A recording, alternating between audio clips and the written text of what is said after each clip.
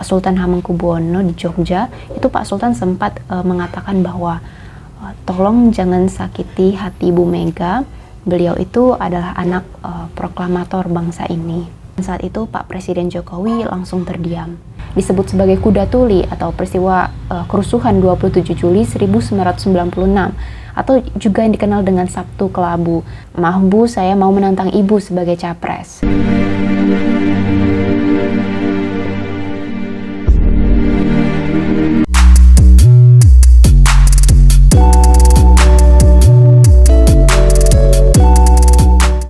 Teka-teki besar pemilu Pilpres 2024.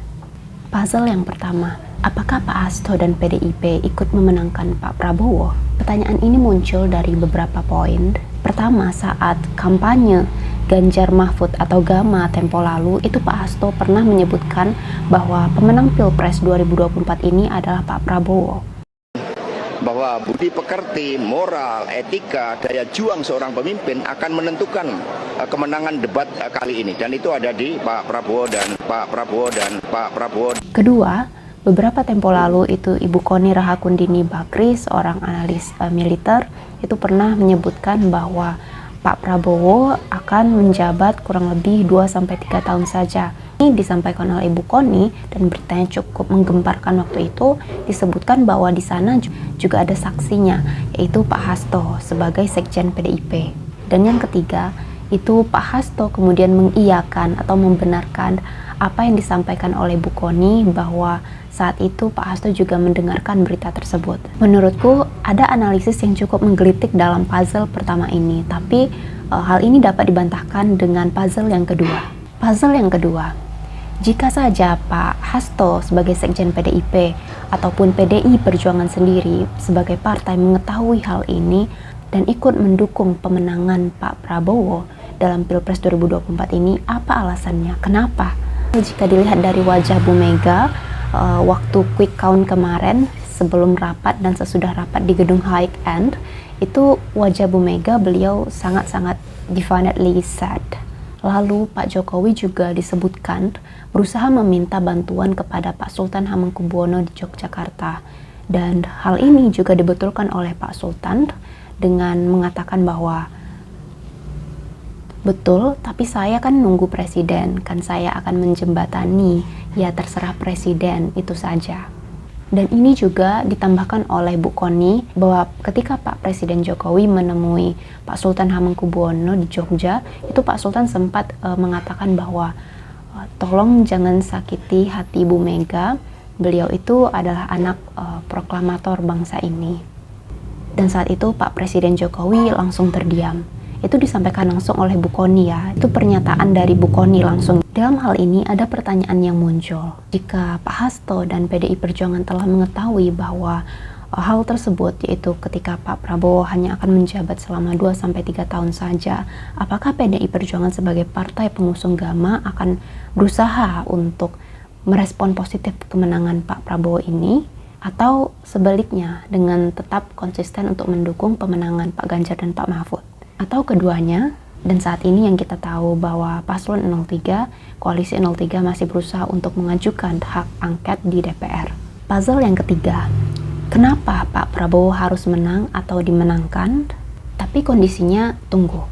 Pertama, ini dalam artian apakah dimenangkan truly dari demokrasi yang sah berdasarkan rakyat yang memilih, atau yang kedua, menimbang Pak Hasto sebagai sekjen PDIP mengetahui hal tersebut yang disampaikan oleh Bu Koni tadi, maka ada kemungkinan bahwa PDI Perjuangan berusaha untuk mendukung pemenangan Pak Prabowo juga. Atau yang ketiga, pemenangan Pak Prabowo ini berdasarkan dukungan dari koalisi Pak Prabowo saja.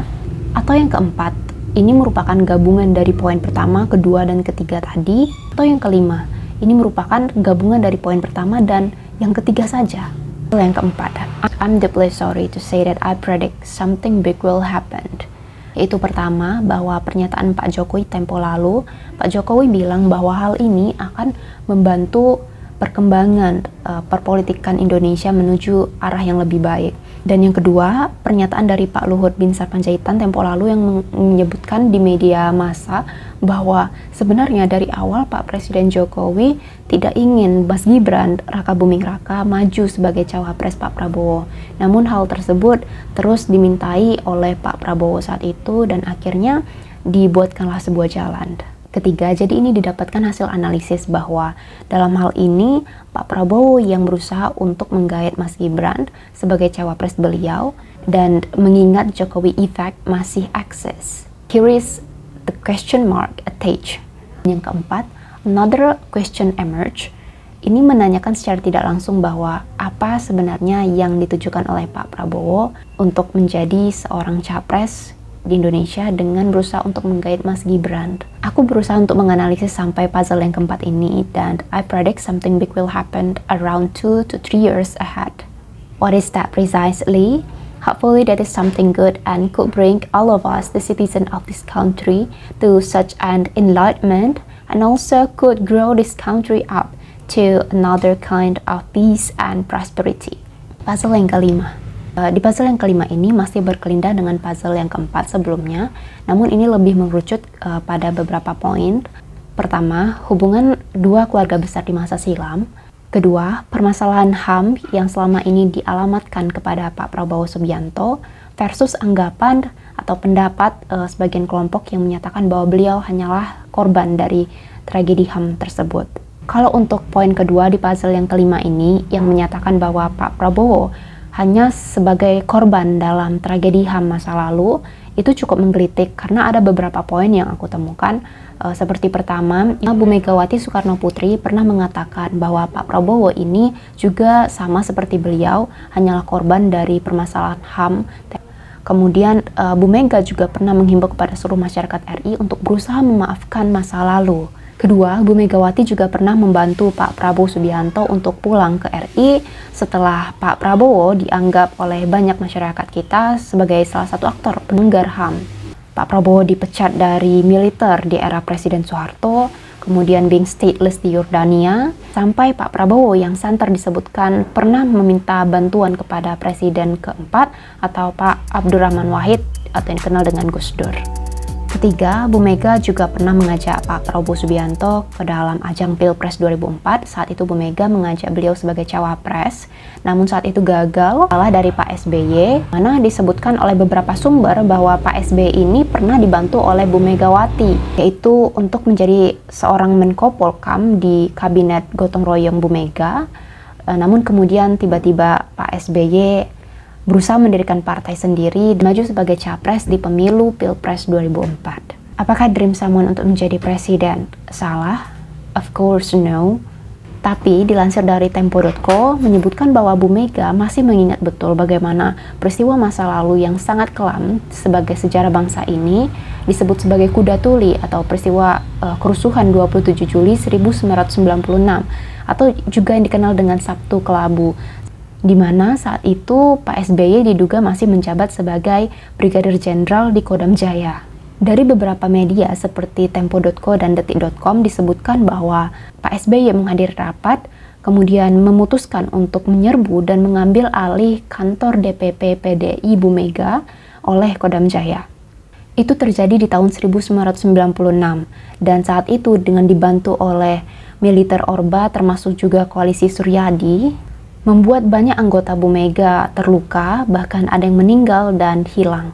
Lalu dari Merdeka.com itu juga menyebutkan bahwa kesalnya Bu Mega terhadap Pak SBY, Susilo Bambang Yudhoyono, itu pernah diungkapkan oleh mendiang wartawan senior Pak Derek Manangka dalam buku beliau yang berjudul Jurus dan Manuver Politik Taufik Kemas, Memang Lidah Tak Bertulang. Alasan Bu Mega tidak ingin bertemu Pak SBY atau sampai saat ini masih berseteru dengan Pak SBY adalah dikarenakan Bu Mega merasa dibohongi oleh Pak SBY. Dalam catatan tengah yang diposting di akun mendiang Pak Derek, wartawan senior ini, itu menyebutkan bahwa Pak Derek ini pernah diajak dinner bersama Pak Taufik Kemas, almarhum suami Bu Mega, bersama dengan Bu Mega sendiri saat itu. Kemudian saat itu Bu Mega bilang kepada Pak Derek, wartawan senior ini, begini, Dia itu tidak sportif, omongannya tidak bisa dipercaya. Kalau Anda ingat, SBY itu kan sebelumnya dipecat oleh Presiden Gus Dur sebagai Menteri Pertambangan, tapi saya angkat dia sebagai Menteri Koordinator Politik dan Keamanan setelah saya menggantikan Gus Dur.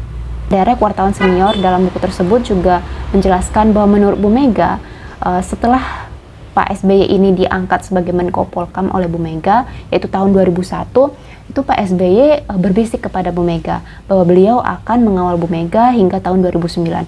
Jadi Bu Mega di sini menafsirkan bahwa Pak SBY akan mengawal beliau, akan mendukung beliau hingga tahun 2009. Jadi bukan hanya dari 2004 saja, tapi 2004 hingga 2009. Hingga kemudian pada tahun 2004 Bu Mega memutuskan maju dalam Pilpres dan mengajak Pak SBY sebagai cawapresnya. Tapi saat itu Pak SBY menolak nih. Pak SBY bilang kalau beliau hanya ingin menjadi menteri dalam kabinet Bu Mega saja. Saat yang bersamaan, Jenderal Purnawirawan AM Hendro Priyono sebagai kepala BIN memberi laporan kepada Bu Mega bahwa ada tanda-tanda bahwa Pak SBY ini saat itu tengah berusaha untuk membangun partai dan menjadikan partai ini sebagai kendaraan beliau untuk maju di Pilpres 2004. Bu Mega pun memanggil Pak SBY ini dan menanyakan hal tersebut, tapi Pak SBY bilang hal tersebut tidak benar dan realitanya Pak SBY benar-benar maju di Pilpres 2004, bahkan berhasil mengalahkan Bu Mega saat itu. Bu Mega dan Said begini, saya lebih menghargai orang seperti Yusril Iza Mahendra karena Bu Mega saat itu juga sempat yang mengajak Pak Yusril sebagai cawapresnya dalam Pilpres 2004. Lalu Pak Yusril bilang, maaf Bu, saya mau menantang Ibu sebagai capres. Maka dari itu sekarang ketika Bu Mega berusaha untuk mengingat kejadian masa silam tersebut, dan apakah salah jika seseorang berusaha untuk awas, hati-hati kepada orang lain dikarenakan peristiwa di masa lalu? Of course no. That is why ketika Pak SBY berhasil memenangi Pilpres 2004 dulu, kemudian mengajak Bu Mega bergabung ke koalisi pemerintahan, Bu Mega menolak saat itu. Dan bahkan ketika jabatan 8 menteri sempat ditawarkan juga ke Bu Mega tetap menolak dan memilih untuk menjadi oposisi. PDI Perjuangan pun dimulai dari tahun 2004 hingga 2009 itu dikenal rakyat sebagai partai oposisi terhadap pemerintah, but I personally think that this is quite good. It was an outstanding condition where we know that the checks and balance ran quite good. Puzzle yang keenam. Puzzle yang keenam ini pertanyaannya adalah apakah semua ini hanya merupakan sebuah rekayasa bagi partai politik saja dengan alasan untuk membagi-bagi kue, dalam artian bahwa dari awal puzzle pertama tadi kerumitan dan teka-teki tersebut bakal terjawab ketika koalisi PDI Perjuangan nanti apakah benar akan memutuskan untuk bergabung ke pemerintahan atau tidak. Whatever happen in the future, semoga yang terbaik selalu mampu diberikan oleh para pejabat dan petinggi negeri ini tanpa harus mengorbankan rakyat kembali, tanpa harus mengorbankan masa depan anak-anak bangsa, dan tanpa harus mengulang masa lalu atau sejarah yang kelam. Beberapa data dan sumber dalam pembuatan video ini aku sisipkan di caption box. You can read and scrutinize it by yourself then. And for your information, akan ada seri berkelanjutan mengenai Pilpres atau Pemilu 2024 ini. I would like to see what is your thought in the comment box below and let me know what kind of your ideas regarding this kind of condition, this kind of current condition in our national political nowadays. And yes, like usual, to comment and subscribe.